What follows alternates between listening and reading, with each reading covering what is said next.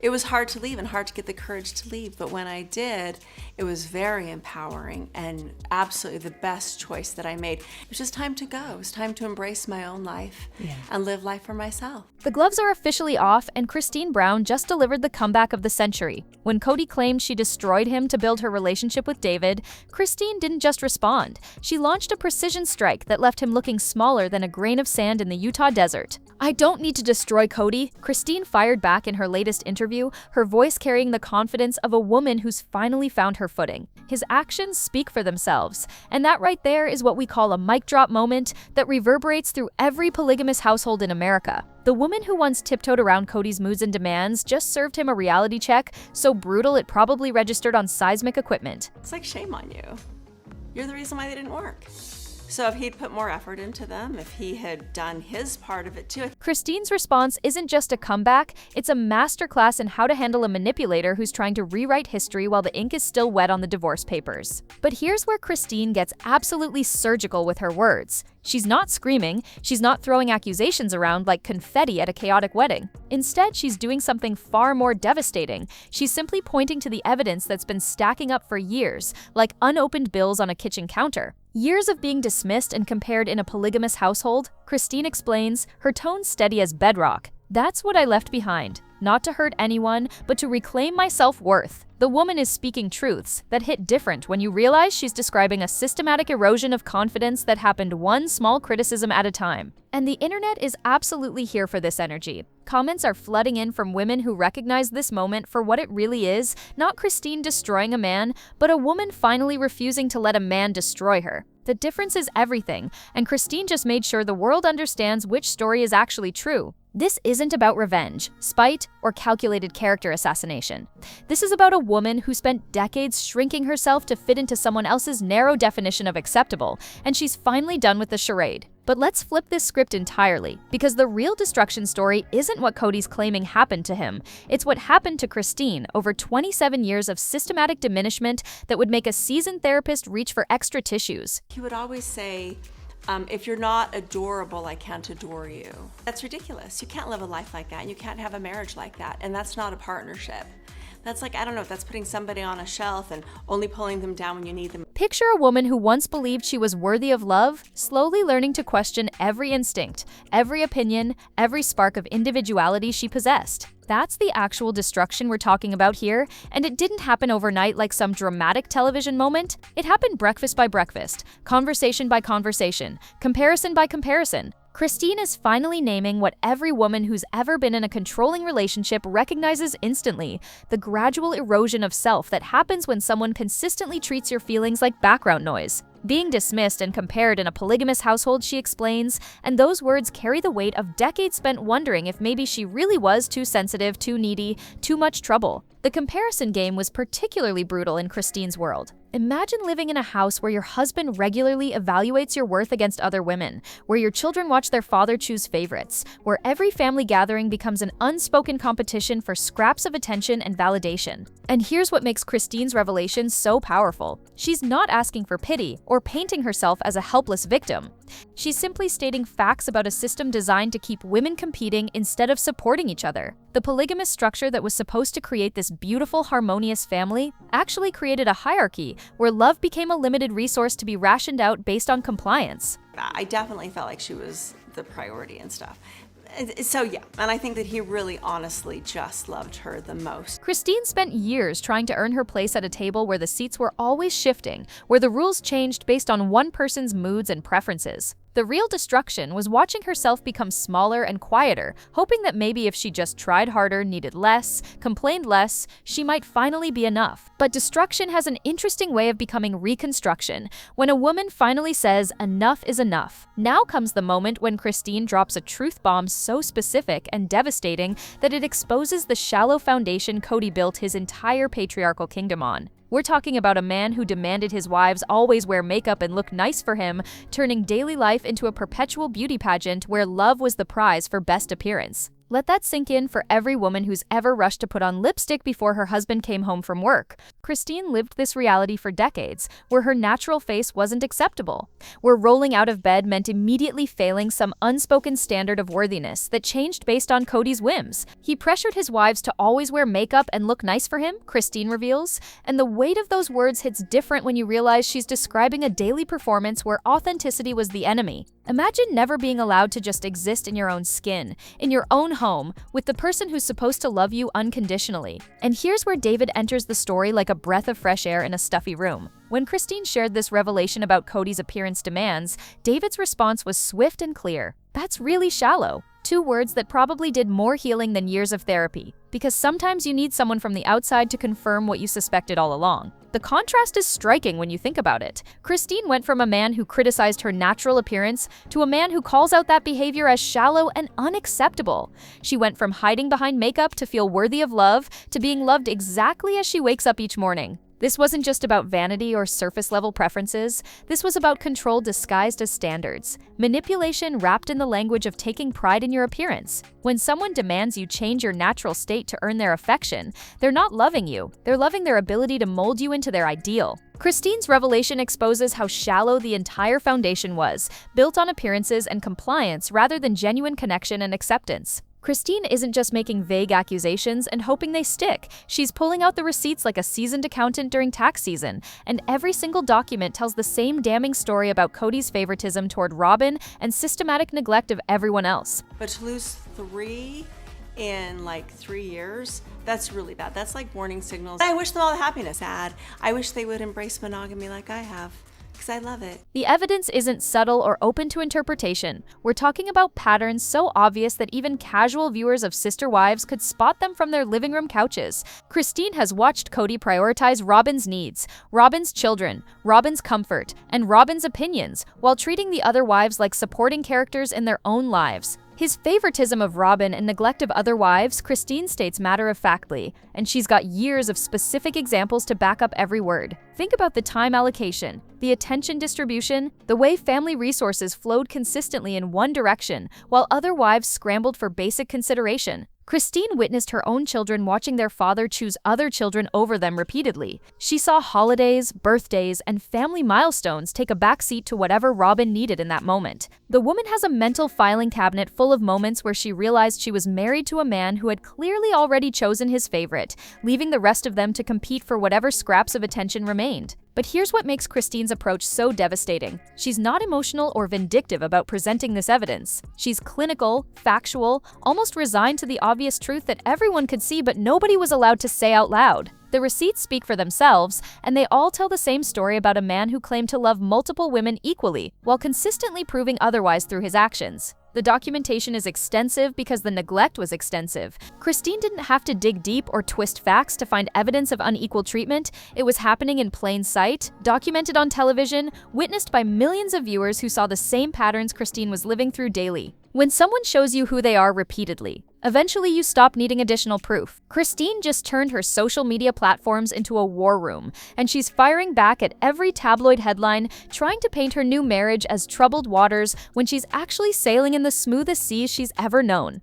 The woman has had enough of false narratives, and she's shutting them down with the precision of someone who's finally learned her own worth. "We couldn't be happier," Christine posted directly on Instagram, and those 4 words pack more power than a 1,000-page legal document. She's not just defending her relationship with David, she's drawing a line in the digital sand and daring anyone to cross it with manufactured drama and clickbait headlines designed to tear down something beautiful. The tabloids tried their usual playbook, dropping hints about marriage trouble and rocky relationships, because apparently they can't fathom a woman actually finding genuine happiness after leaving a controlling situation. They're fishing for cracks in Christine's foundation, hoping to find evidence that her new life isn't as solid as it appears, because healthy relationships don't sell magazines like manufactured conflict does. But Christine isn't playing their games anymore. She's calling out false stories with the confidence of someone who knows exactly what her reality looks like behind closed doors. Calling out false stories has become Christine's new specialty, and she's getting better at it with every post, every response, every refusal to let others define her narrative. The social media fire extends beyond just defending David, though that's certainly part of it. Christine is systematically dismantling every attempt to make her new happiness seem fragile or temporary. She's posting pictures that show genuine joy, sharing moments that reveal authentic connection, and responding to rumors with facts that cut through speculation like a hot knife through butter. What's particularly powerful about Christine's social media strategy is how she's flipping the script on the entire situation. Instead of being defensive or reactive, she's proactive in sharing her truth. She's not waiting for tabloids to publish lies and then scrambling to correct them. She's establishing her own narrative first and making it clear that any deviation from her stated reality is pure fiction. The woman who once stayed quiet while others controlled her story is now authoring her own chapters with the authority of someone who finally understands. She gets to decide what her life looks like. She's not asking permission to be happy, not apologizing for finding love that doesn't come with conditions and competitions, and certainly not allowing outside voices to create doubt about something she knows is real. Christine's social media presence has transformed from passive participation to active protection of her peace, and the message is crystal clear. She's done letting other people write her story, especially when they get the facts completely wrong. The internet has spoken, and the verdict is unanimous. Christine Brown isn't just winning this battle, she's inspiring a revolution of women who recognize their own stories reflected in her journey from controlled wife to empowered woman.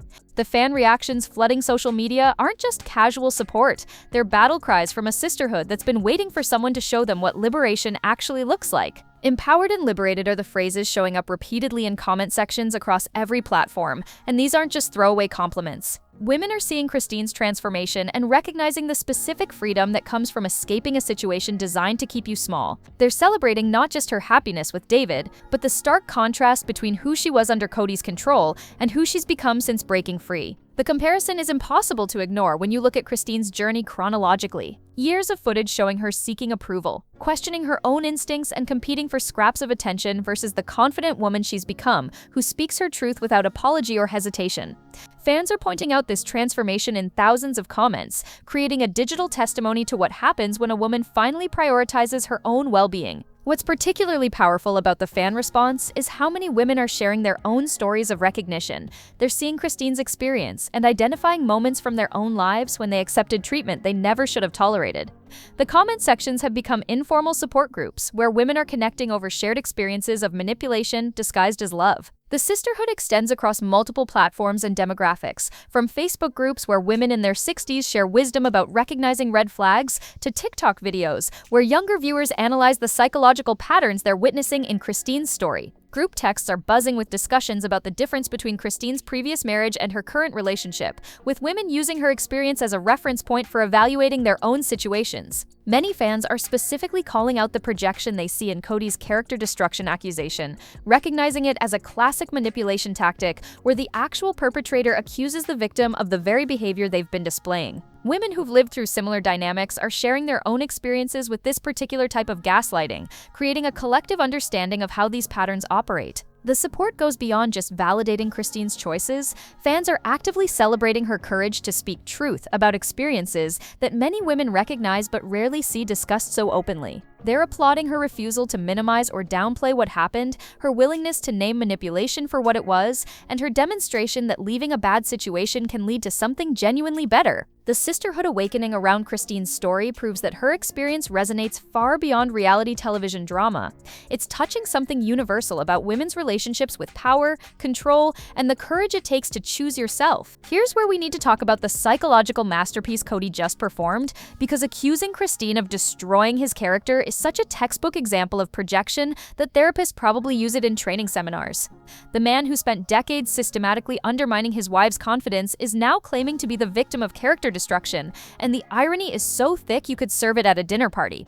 Projection is what happens when someone can't acknowledge their own destructive behavior, so they flip the script and accuse their victim of doing exactly what they've been doing all along. It's like a magician's sleight of hand, except instead of making a coin disappear, they're trying to make their own accountability vanish by pointing fingers in the opposite direction. Let's examine the evidence systematically, because this pattern didn't emerge overnight. For years, viewers watched Kody systematically dismiss Christine's feelings, minimize her concerns, and treat her opinions like background noise during family discussions. He publicly compared his wives to each other, created competitive dynamics that pitted women against each other for his attention, and established hierarchies that made some family members more valuable than others. The character destruction was happening in real time, broadcast for millions to witness, but it wasn't Christine doing the destroying. She was the one being diminished, criticized, and gradually convinced that her natural instincts and emotional needs were somehow unreasonable or excessive. The systematic erosion of her confidence wasn't accidental. It was the predictable result of living with someone who needed her to be smaller so he could feel bigger.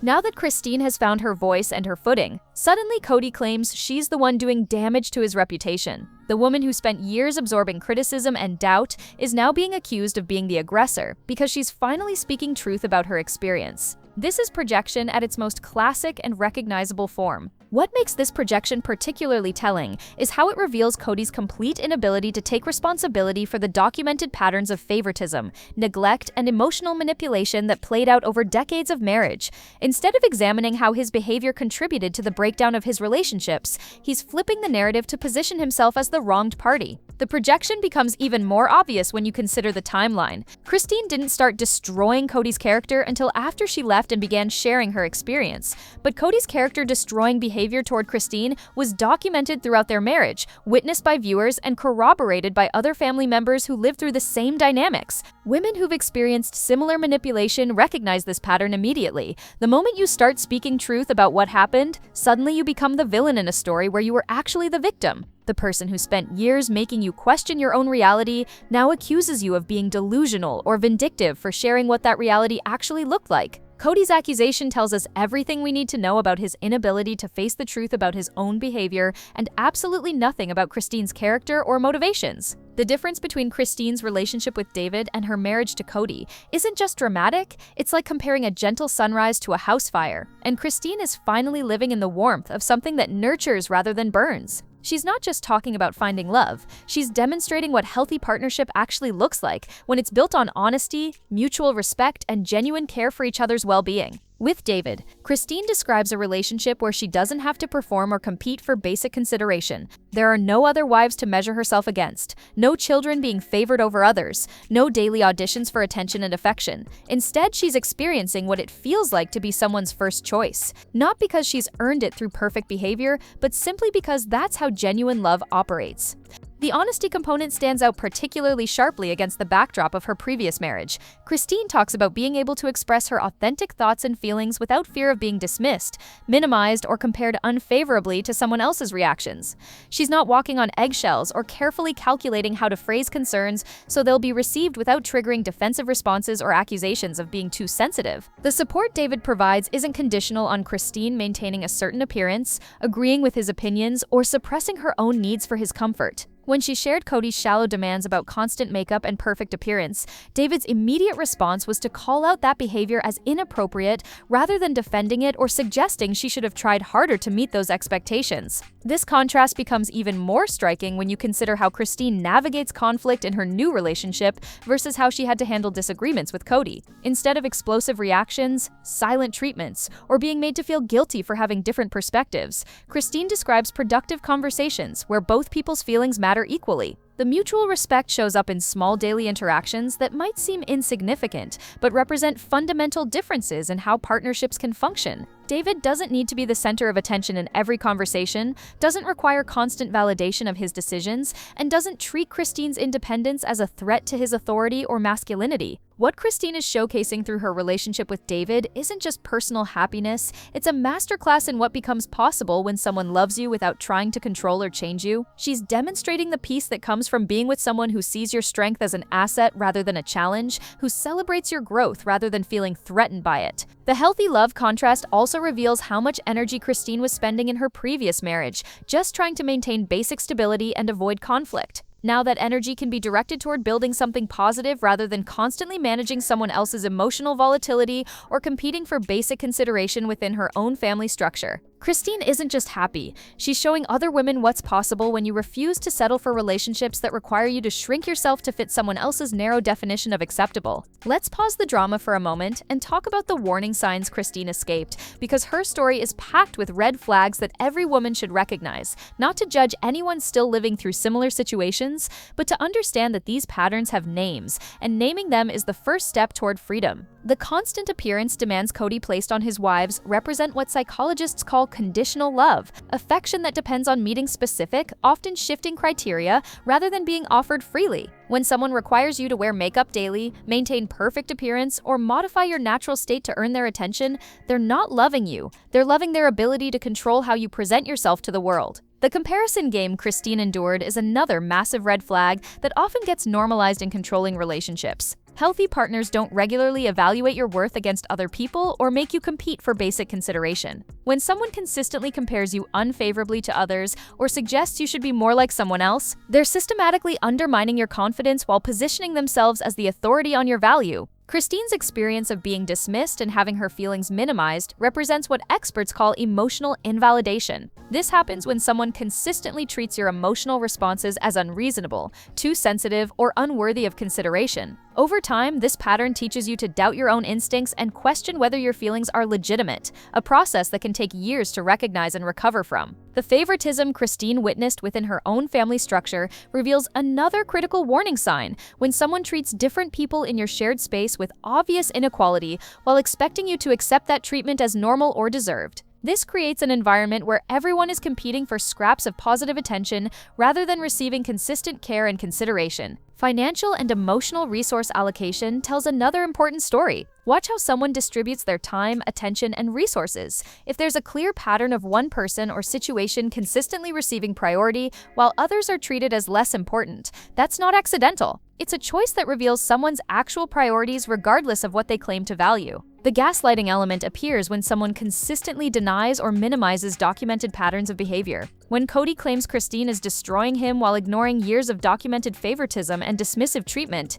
he's attempting to rewrite history and make her question her own memory and experience of events. Perhaps most importantly, Christine's story illustrates how these patterns often escalate gradually. She didn't wake up one day in a clearly abusive situation. Instead, she slowly adapted to increasingly unreasonable expectations and treatment that normalized over time. The erosion happened so gradually that it became her new normal, which is why leaving often requires rebuilding your sense of what healthy relationships actually look like. Recognition is empowerment. Understanding these patterns doesn't mean you have to immediately change your entire life, but it means you can start making informed choices about what you will and won't accept moving forward. Christine's journey shows that escape is possible, healing is achievable, and something better really does exist on the other side of these controlling dynamics. Christine Brown's transformation from controlled wife to empowered woman isn't just a personal victory, it's a blueprint for what becomes possible when someone finally refuses to accept less than they deserve. And the ripple effects are reshaping the entire Brown family dynamic in ways that will be felt for generations to come. The woman who once apologized for having needs now sets boundaries without explanation or justification. She's not asking permission to be happy, not seeking validation for her choices, and certainly not allowing anyone to convince her that her current contentment is somehow damaging to people who had decades to treat her better. This isn't the same Christine who used to shrink herself to fit into someone else's narrow definition of acceptable. This is someone who's discovered her own power and has no intention of giving it up. What makes Christine's victory particularly significant is how she's handled the transition. She didn't burn bridges unnecessarily or engage in petty revenge tactics that would have given her critics ammunition to use against her. Instead, she's taken the high road while still speaking truth about her experience, demonstrating that you can be both gracious and honest, both kind and firm in your boundaries. The impact on the Brown family structure is already becoming apparent as other family members witness what's possible when someone chooses their own well-being over maintaining dysfunctional peace. Christine's courage to leave has created space for honest conversations about patterns that were previously considered unchangeable family dynamics. Her success is proof that the system wasn't as permanent or necessary as everyone had been told. For the Brown children, Christine's transformation provides a powerful example of what healthy relationships actually look like. They're seeing their mother thrive in an environment where she's valued, supported, and treated with consistent respect. This contrast will influence their own relationship expectations and standards in ways that could break generational cycles of accepting less than they deserve. Christine's new chapter also represents a fundamental shift in how women in similar situations view their options. Her public journey from controlled to empowered has become a reference point for countless women questioning their own circumstances. She's demonstrating that leaving isn't just possible, it can lead to something genuinely better, not just different. The victory extends beyond personal happiness into genuine healing and growth. Christine isn't just reacting against her previous situation, she's actively building something positive and sustainable. Her relationship with David isn't defined by what it's not. It's characterized by what it actually is: supportive, honest, and built on mutual respect rather than control and competition. Looking ahead, Christine's story suggests that the Brown family dynamic will continue evolving as the consequences of years of favoritism and emotional manipulation become impossible to ignore. Her success has created a new standard for what family relationships can look like when they're based on genuine care rather than hierarchical control. Christine Brown didn't just escape a difficult situation. She's rewriting the entire narrative about what's possible after polygamy, what healthy love looks like, and what happens when someone finally chooses themselves. Her new chapter victory belongs not just to her, but to every woman who's ever wondered if something better was actually possible. So here we stand, watching Christine Brown live proof that sometimes the best revenge against people who tried to diminish you is simply thriving without them. Do you think her success will inspire more changes within the Brown family structure? And which part of Christine's empowerment journey resonates most strongly with you? Her boundary setting, her refusal to minimize her experience, or her demonstration of what healthy love actually looks like? Remember to tap like, hit subscribe, and keep those notifications on because the Brown family drama is far from over. A fresh video is already queued up, and something tells me the next round of polygamous family revelations will be even more eye-opening than the last.